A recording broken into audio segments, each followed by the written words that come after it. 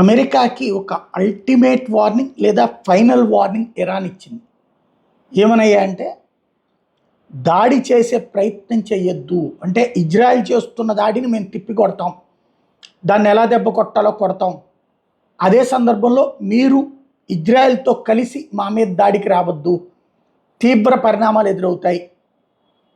దానికి తగిన మూల్యం చెల్లించుకోవాల్సి వస్తుంది.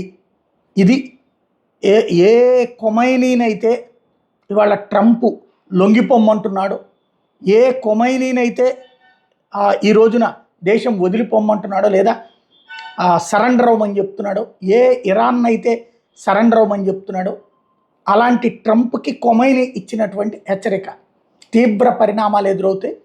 మీరు యుద్ధంలో జోక్యం చేసుకుంటే ఆ తర్వాత బాధపడాల్సి వస్తుంది అన్నటువంటిది ఏకంగా అమెరికాకి కొమైనీ ఇచ్చినటువంటి వార్నింగ్.